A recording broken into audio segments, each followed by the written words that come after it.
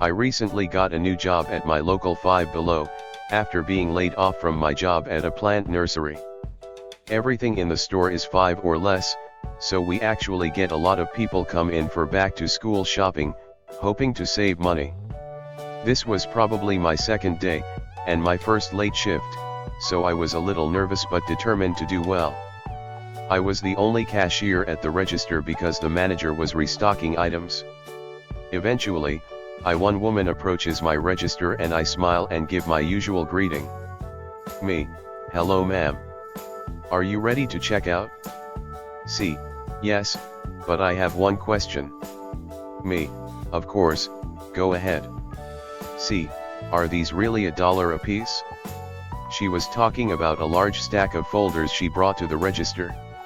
I checked them in the computer first, really not wanting to mess up when I was still new, and saw that it was the correct price. Me, yes ma'am, those are each $1. She smiles, so I went back to ringing up her items, thinking all was well. See, that is ridiculously expensive. I was sort of taken aback by the way she said it, but I could kind of understand what she was talking about. She had a lot of them, so it added up to a bit of a high price, plus she had other things to check out as well. But the folders she was buying were the kind that were made to last. If she was buying those cheap plastic ones, which cost 25 cents, I would understand $1 being ridiculously expensive. Of course I wasn't going to say any of that. I just stopped smiling, put my head down and continued to ring up her items. I gave her the total, she paid and walked out. Nothing dramatic, thankfully, as I want to keep this job, but it did put a damper on my mood that day. I always feel bad when a customer complains about something, but I don't know what she wanted me to do. Agree with her? A long time ago in a southern English village far, far away. In my pre-university days back in the early 90s I worked weekends at a small supermarket whose name rhymed with Late Rose. I had many odd encounters while there, with both customers and my often eccentric colleagues. One sunny Saturday, a well-heeled gent approached me. WHG, excuse me. Where would I find the Tusco, our only local rival supermarket, crisps? Me, in Tusco, sir. WHG, what? Haven't you got any in stock? Me, I'm afraid not, sir. The only place you can get Tusco own brand crisps is, well, Tusco. WHG, getting a tad fractious, that's utter rubbish. You can get them anywhere. And if you don't sell them, you should. They're far better than your own brand crisps. Spoiler, they were the same crisps in different bags, but you don't tell customers that. Me, I assure you, sir, shop's own brand crisps or, indeed, any own brand goods are only ever sold in those actual shops. WHG, leans up close to my face and stage whispers, you just don't want a rival making a profit in your shop. It's pathetic, and that's why Tusco will put you out of business. If you don't start selling Tusco products, everyone will go to Tusco to get them. Then you'll be sorry. With that he stood back, grabbed a multipack of Late Rose crisps, made a strange attempt at a smug face, or he might have had trapped wind, and strode off, presumably in search of some Sainsbury's digestives. I just shook my head and went back to pricing some tins with my pricing gun, which I was ace at. I was quite upset when sticky price labels went the way of the dinosaur. So a few years back I had a seasonal job with a store. I had been told I was going to be hired on permanently, but they gave me some excuse as to why I wasn't able to be hired 2 days before my seasonal job ended. I was disappointed because I loved this job, but I figured I'd be eligible for rehire, so it wasn't too bad. Looking back, I corrected the assistant manager twice, price check on seasonal clearance, backed up by the GM, I was legit right, and then suddenly wasn't going to be permanent, so I know why it happened. So I show up for my last shift, even though I was screwed over, because I'm a nice person and didn't want to leave them short-handed. I was put on the register for my last shift and had to call with increasing frequency for backup on registers because of increase in customers. Every single time I do, the assistant manager and her little lackey, we'll call them A and B, get on the radio and passive-aggressively talk to each other about how I'm calling for backup again, and they sure hope I don't take up too much of their time because they have so much to get done that day. I let it slide off me because it was my last shift, and I'll be damned if I let these two push me into walking out. Still, it was highly annoying. Finally, with maybe an hour left in my shift, a lady came up and was buying about $30 worth of stuff. She said she had a $20 bill and hadn't been able to get to the coin counting machines to get her change taken care of, and would I mind counting out the rest in change? Now, I'd just listened to yet another rendition from A and B about how much of an inconvenience it was to have to come help me, and they needed to be able to finish their tasks that the GM assigned them, blah blah blah. I looked at my customer and said, "Ma'am, why don't we count out all the change first and then take the rest out of the $20? Those change machines take a percentage and we're always happy to have change." It took me 20 minutes to count it all out. There was only about $6 in quarters and maybe another $5 in dimes, but I kept going until I used up as much of her change as possible. Every one of the coin spots was full to the top, plus a bunch extra tossed haphazardly in the extra spot off to the side. B couldn't leave the other register the entire time because of customers, and I got to outdo them in passive aggressiveness right before leaving. Left that place with a POO-eating grin, and I've never gone back. This is short, but puzzling to me. Makes me laugh actually. I'm training a new cashier and she's, well, not the brightest. I have to show her how to do all of her cashiering duties each shift we work together. It's like she comes back each day with no memory of working the days and now weeks prior. But this question just blew me away. Our freight day is generally the same as any typical retail store. A truck comes in early in the morning, delivers hundreds of totes of our products, and we stock them. Simple. Well, I guess after this it's not. Haha.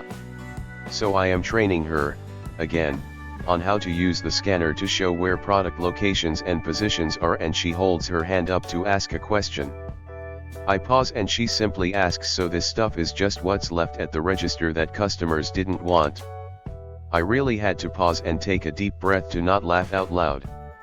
Mind you, as she asks this, as one of the other cashiers is bringing up 8 totes, from the back, off the truck she saw earlier, to add to the 20 stacked around us in different aisles.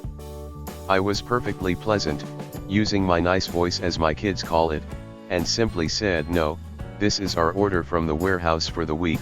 Every week we restock the shelves based off what was purchased previously." It's mind-boggling the things she just does not notice. This may sound mean, or harsh, but trust me, there are so many other bizarre questions coming from this lady daily. It's really taken, and taught me, more patience. Makes you wonder how she's made it through 50+ years of life though. At the store I work at, if we have a sale going on but we don't have a product you are looking for, then we can write you a rain check, and when the product comes in we call you and you can come in, present your rain check slip and receive the item for that sale price. An important thing to note is that it is written clearly on the slip that it expires 30 days from the date issued. C customer E coworker. Now, C comes in and presents a rain check to E. She comes over to me, in the back on a break, and says that she brought it in and it's well past expired. What should she do? Our manager is on vacation, so she doesn't want to call and bother her and ask if she should accept it anyway, so I tell her it's expired, so she should not give her the sale, but she can override it if she wants to. I come out with her at this point. Okay, so this offer is expired, but I will give it to you this time. See, it's not my fault, you guys never called me. I understand, that's why I. See, where is our manager's name? She is not here. See, who is in the back? No one. See, this is ridiculous. I'll be calling customer service. I shouldn't be punished because no one called me to tell me it's in. At this point she is drawing attention from other customers and she storms off. As she is walking out, he shouts, "Have a nice day." She is quite a loud and outspoken person, so it had a bit of toot to it, but it was nice for her. This woman comes back in the store just to reiterate that she will be contacting our superiors. He just said okay, and we all had a giggle about it later, cause like, we were going to give her the sale price. Some people are just crazy, I guess. I recently started working at a slightly lower end type grocery store, and like most retail, I get bratty customers often. This particular woman comes to my register and I ask her how she's doing, and she doesn't even look up when she responds, "Horrible." I'm quite surprised by this, but stammer out, "I'm sorry." She cuts me off. "I can't find __________ brand fish breading. You guys don't sell it?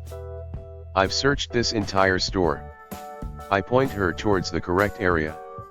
She walks down the correct aisle and walks out not even 3 seconds later, before cutting in front of other customers to complain again that it's not there. My manager rushes over to assist, and she gives her the same rant and tells her to go to same aisle I told her it was in. She then puts all of her groceries on the belt, trapping the other customers behind her, and says, "Go get it for me then."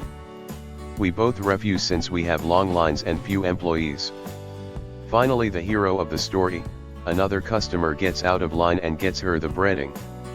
She then starts freaking out because we only had home style and beer bread. She wanted the original. She then asks the other lady who got it for her to pay for it. She refuses.